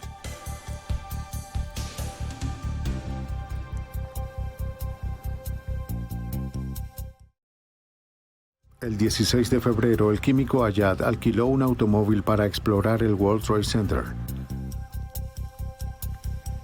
Las huellas dactilares de Salameh en el volante revelaron que él lo conducía. Estas huellas también estaban en el boleto para el nivel B2 del estacionamiento. Un boceto encontrado más tarde mostró que Ayad había hecho un bosquejo del esquema del piso. Luego, solo 4 días antes del bombardeo, a petición de Youssef, Iyad Ismoil llegó a Nueva York desde Dallas para ayudar a terminar la fabricación de la bomba. Ismoil también condujo el vehículo que llevaba la bomba al estacionamiento. Era amigo de confianza de Youssef y había sido taxista en la ciudad de Nueva York, credenciales perfectas para esta delicada operación. El 23 de febrero, Salameh fue a D&B Leasing y alquiló la furgoneta Ford Econoline de 3 metros. Dejó un depósito en efectivo de $400.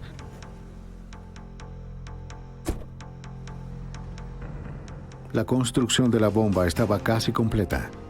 Hubo otra vista de reconocimiento al estacionamiento del World Trade Center. World Trade Center, recepción y despacho. En un Chevy Corsica vino tinto alquilado por Ayad, con Salameh registrado como segundo conductor, los conspiradores regresaron al estacionamiento con Youssef e Ismoil para determinar el lugar preciso para colocar la bomba.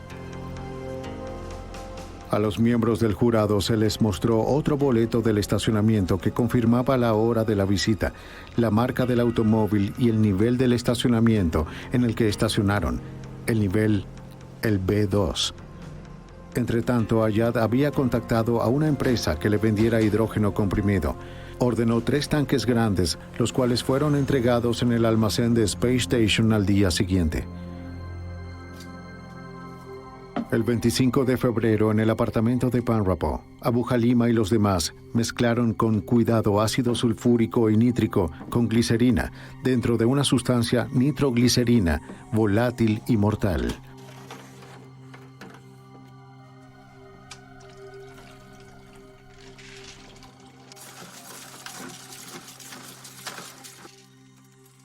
Mezclaron unos 550 litros de cristales de urea con varios litros de ácido nítrico.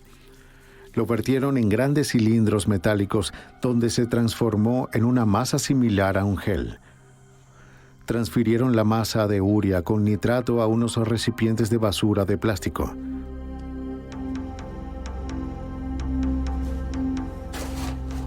Los demás llevaron la furgoneta desde la parte trasera de la casa hasta la puerta del apartamento. Llenaron el área de carga con su creación, un cóctel letal de productos químicos, agentes adhesivos, fusibles y un detonador. Colocaron dentro los recipientes de basura y dispusieron la nitroglicerina fabricada en casa entre ellos. Habían entrelazado 4 largos fusibles a través de tubos quirúrgicos para reducir el humo y la combustión lo suficiente para que los terroristas pudieran escapar. Los fusibles fueron conectados a detonadores y cajas de pólvora y luego se insertaron en cada uno de los contenedores de nitrógeno.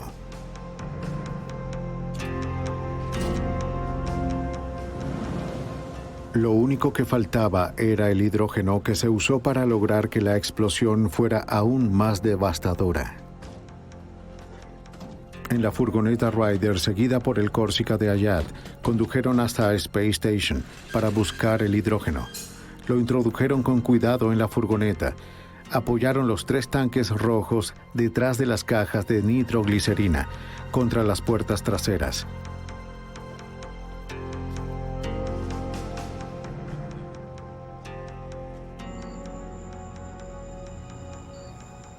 Yusef e Ismail condujeron la furgoneta desde Nueva Jersey hasta un hotel en Manhattan. Los registros del hotel mostraron que Ismail había reservado una habitación para la noche del 25 de febrero. En la noche, la aparcaron en la parte trasera, oculta a la vista. A las 10 de la noche, desde su casa en Jersey City, Salameh informó a la policía de Nueva York que la furgoneta había sido robada. Inventó la historia de que la aparcó en un supermercado y al salir notó que ya no estaba allí. Más tarde esa noche se reunió con la policía para documentar el robo.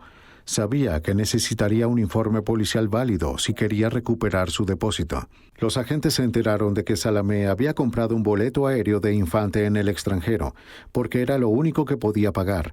Necesitaba el depósito de la furgoneta para poder cambiar el boleto por uno de la tarifa de adulto.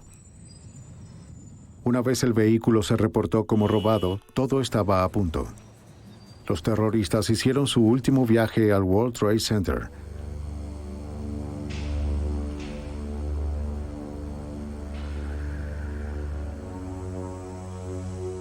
Dos minutos después del mediodía del día siguiente, viernes 26 de febrero de 1993, la furgoneta Ryder de los terroristas se detuvo en la rampa del nivel B2 del World Trade Center. El Corsica vino tinto lo siguió. Ismail condujo la furgoneta y Yusef se sentó en el asiento del pasajero.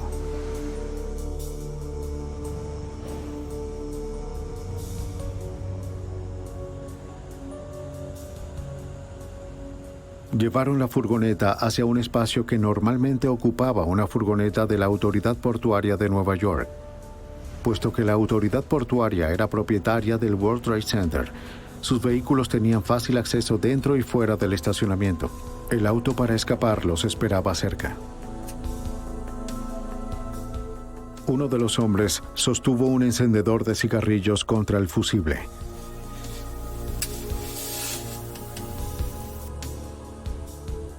Tan pronto comenzó a arder, corrieron al Corsica y se alejaron. Las llamas comenzaron a correr 2.5 centímetros cada 2 segundos y medio, silenciosas y casi sin producir humo debido a la tubería quirúrgica. La pólvora fue cargada dentro de detonadores Atlas Rockmaster del tipo utilizado en las demoliciones de grandes edificios. Se usaron 4 fusibles para asegurarse de que la bomba detonara. Yusef, Ismail y los demás salieron del estacionamiento pocos segundos antes de la explosión. A las 12:18 de la tarde, los meses de planificación de esta destrucción estaban a punto de convertirse en realidad.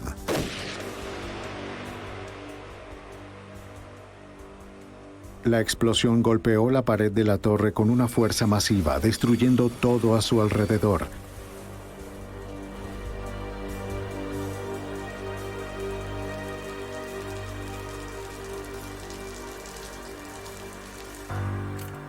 Más tarde ese día, mientras los trabajadores de rescate y los investigadores seguían llegando a la escena, Yusef abordó con tranquilidad un avión a Pakistán e Ismail abordó un avión rumbo a Jordania. Pocos días después, Abu Halima también había huido. Si los investigadores no hubiesen encontrado y rastreado el número de identificación con tanta rapidez, Salameh probablemente habría escapado también. En el transcurso del juicio de 6 meses, el jurado escuchó el testimonio de 206 testigos y revisó un total de 10.000 páginas de testimonios. En febrero de 1994, un año después del bombardeo, el juicio concluyó. El jurado tardó solo 3 días en llegar a un veredicto. La presidenta del jurado leyó 38 declaraciones de culpabilidad, conspiración, destrucción explosiva de una propiedad, transporte interestatal de explosivos y asesinato. Cuando ella terminó, la sala del tribunal estalló. Ayad y Salameh se levantaron gritando que el veredicto era una injusticia. Solo Abu Halima seguía en silencio. Sentado con calma, con los brazos cruzados, con una sonrisa de desconcierto en su rostro. 3 meses después de sus condenas, el 24 de mayo de 1994, el juez Kevin Duffy condenó a cada terrorista a 1 año de prisión por cada año de vida que les arrebataron a las víctimas, lo cual dio un resultado de 240 años a cada uno, sin posibilidad de libertad condicional. La declaración de las sentencias duró horas y cada acusado dio un largo discurso. Mohamed Salameh, el químico Nidal Ayad, Ahmed Ayad, el hombre que trajo al país los manuales para fabricar bombas, y Mahmoud Abu Halima, conocido como El Rojo, pasarán el resto de sus vidas en prisión. Aunque el juicio de los 4 acusados fue un éxito, el autor intelectual Ramzi Youssef y su cómplice Eyad Ismoil aún seguían siendo fugitivos. 4 de los 6 conspiradores en el bombardeo del World Trade Center habían sido condenados, pero el FBI aún seguía en busca de la mente maestra del bombardeo. Mientras continuaban con la búsqueda de Ramzi Youssef y su cómplice Eyad Ismoil, los agentes se enteraron de que Youssef estaba involucrado en varios complots terroristas diseñados para derribar aviones comerciales en todo el mundo. Se emitieron advertencias a los viajeros estadounidenses en el extranjero. Más ataques terroristas contra estadounidenses o intereses estadounidenses podrían ocurrir después del veredicto. Youssef era uno de los hombres más peligrosos y elusivos del mundo. Después del incidente del World Trade Center, es obvio y evidente que estaba planeando actos adicionales de terrorismo en todo el mundo. El caso de la conspiración aérea ciertamente revelaba el alcance de lo que se estaba planeando. El hecho de que se estaba moviendo por todo el mundo, por el país y varios países, indicaba una amplia gama de apoyo que él y sus compatriotas tenían.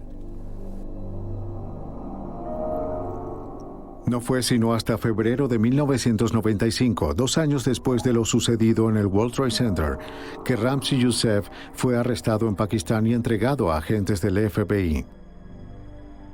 El agente Stern fue enviado a buscar a Youssef y llevarlo a los Estados Unidos. De pronto Youssef estaba dispuesto a confesar. Su odio por los Estados Unidos por brindar apoyo a Israel lo consumía por completo. Le dijo a Stern que eligieron el World Trade Center como su objetivo porque era el símbolo más grande de las finanzas y del imperialismo estadounidense. Sintió que era como un estado de guerra. Lo comparó con los ataques atómicos de los Estados Unidos contra Hiroshima y Nagasaki, donde, según declaró, murieron 250.000 de personas, y sintió que, si él derribaba una de las torres sobre la otra, mataría a esa cantidad de personas, y era un acto similar. El arresto final se produjo 6 meses después, en junio de 1995. Eyad Ismoil fue encontrado y capturado en Jordania. También fue entregado a los Estados Unidos para ser juzgado por su papel en el atentado. Youssef e Ismoil fueron juzgados juntos en la ciudad de Nueva York. En enero de 1998, luego de ser declarados culpables de los mismos 38 cargos que los otros acusados enfrentaron, un juez los sentenció a cadena perpetua sin posibilidad de libertad condicional. El juez, al llamar a Youssef apóstol del mal, dictaminó que Youssef debía permanecer el resto de su vida en confinamiento solitario. Solo una vida de soledad podría evitar que Youssef conspirara para volver a matar. Con los principales conspiradores encarcelados de por vida, el FBI y otras agencias encargadas de hacer cumplir la ley han tenido la oportunidad de reflexionar sobre la magnitud de esta investigación. El caso del Wall Street Center, en muchos sentidos, fue una verdadera llamada de atención a las fuerzas de seguridad. Fue el mayor acto de terrorismo internacional en el país. Y a pesar de que el terrorismo ha existido aquí por muchos años, ciertamente el alcance que vivimos en el World Trade Center fue algo único y sin duda mucho más horrible de lo que habíamos visto en el pasado. Los terroristas llevaron a cabo una destrucción de $550 millones en el World Trade Center. El daño financiero causado por la interrupción de los negocios nacionales e internacionales también fue muy evidente. Estados Unidos había sido sacudido por su creencia de que los ataques terroristas internacionales no ocurren en suelo norteamericano. Al poner fin a una conspiración tan compleja y de tan largo alcance tan rápido, el FBI envió un mensaje por todo el mundo. La toma de vidas inocentes nunca será tolerada.